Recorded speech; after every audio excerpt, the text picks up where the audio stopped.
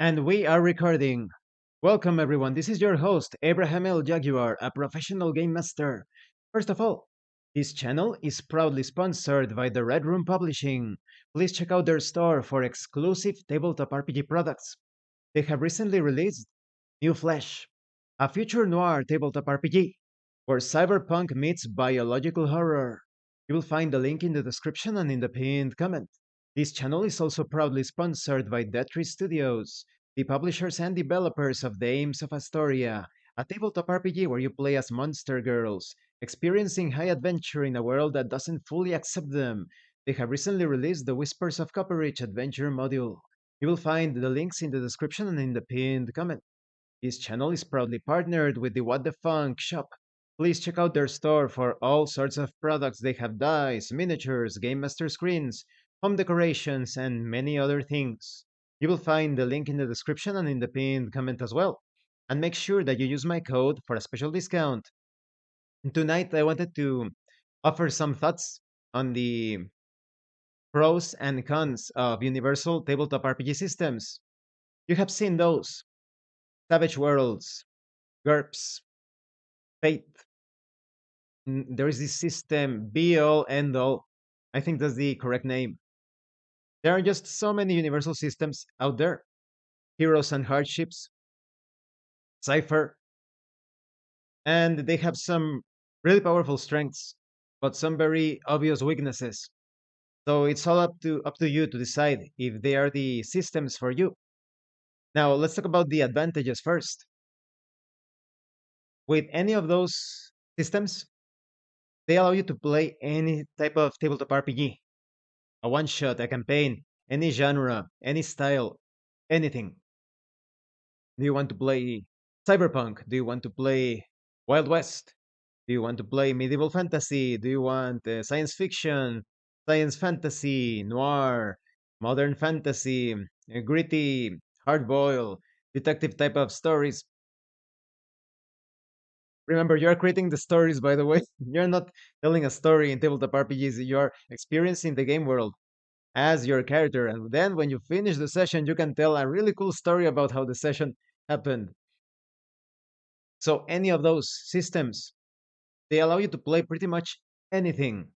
So, a lot of people, perhaps newcomers to the hobby, they may think, well, that's a no brainer, right? You purchase those systems, you play them, you don't need any other system. There are a couple of disadvantages to this. And like I said, don't get me wrong, I own many of those systems. But I just want to point out some potential weaknesses. The most obvious one, from the commercial standpoint, a lot of those systems, well, they are produced by businessmen. Of course, you are running a business, you want to keep on earning money to keep on producing games, and of course, gain a living.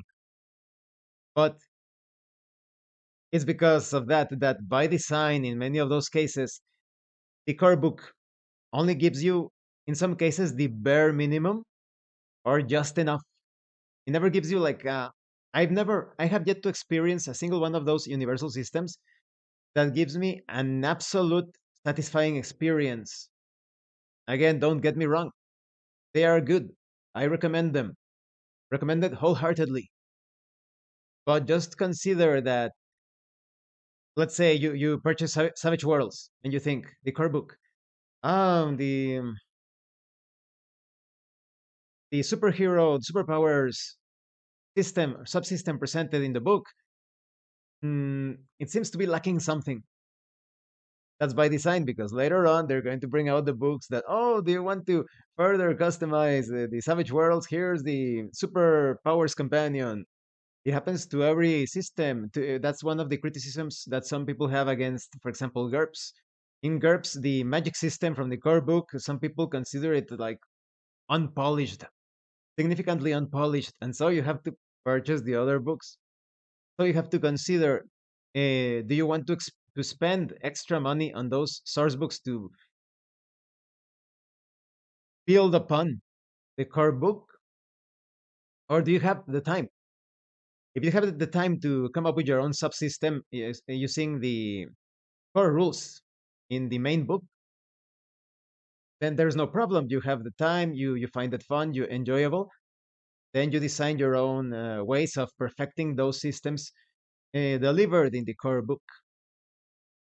The other disadvantage, although each of those universal tabletop RPG systems can handle anything that you throw at them, there's always going to be a specialized tabletop RPG of a particular genre or subgenre that does things so much better. You could have, like I said, GURPS, Savage Worlds, play them as a superhero game, but then you have Mutants and Masterminds. Mutants and Masterminds does a much better job, in my opinion, because it is completely focused on the superheroic experience. And still, it is not a perfect system. You still have, if you don't want to spend a lot of time on the Mutants and Masterminds core book, you need to check out the other supplements. So you see, there is a bit of a apparent contradiction. But still, if someone were to tell me, "Hey, I want to play a superhero tabletop RPG. Should I purchase this universal system and the supplement, or Mutants and Masterminds?" You would still you would still be getting a more focused, even more complete experience purchasing Mutants and Masterminds. Do you want to have like a Bansian magic system? Play Dungeons and Dragons. You could play a universal system trying to emulate the Bansian system, but any of the pseudo clones, retro clones, D20 based systems out there that already have the Bansian system, they do a perfectly serviceable and even enjoyable job, in my opinion. Some people, I don't know why they hate the Bansian system so much, but I like it. I like those limitations. So those are the main weaknesses. The universal systems will allow you to play any sort of genre, subgenre, theme, any sort of experience. Yes, definitely. But the two disadvantages: one, they are still part of a business. They expect you to perhaps buy supplements beyond the core book unless you have the free time to build your own things, homebrew your own rules, subsystems, etc. Or take what is presented in the core book and expand it in some way. The other disadvantage is that, in my experience, and I've been playing this for a long, long time, I'm currently 42 years old, and I've been playing since 14 years old. No, 14, more or less. Um, I have yet to see a universal system that surpasses one of those other tabletop RPGs that are focused on a particular theme, intellectual property, genre. If you want an investigations game, play the Sherlock Holmes tabletop RPG. If you want like a brawler sort of experience, what's the name of this game? Fight to Survive. Fight to Survive.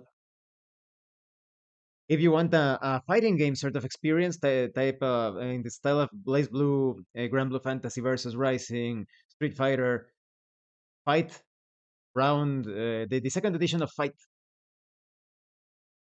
So there you have it. The systems are good, but always keep in mind, what am I looking for? Do I want like a really focused experience? Or am I a player that perhaps wants to save some money, has time to perfect some systems that you could purchase the core book of Savage Worlds, GURPS, Cypher, be all end all, any any universal system, and that's it. You only need the core book, and that is it. So there is the aspect of saving money if you want. So I hope you found this video entertaining and useful. Let me know if you have any other pros or cons when it comes to universal systems or your experiences with them. Of course, I am just one person. I cannot cover every single pro and con, so definitely that would add to the conversation, to the discussion. And thank you for watching this video. This has been your host, Abraham El Jaguar. Please like, comment, subscribe. And thank you so much to those of you that are going the extra mile to support the channel.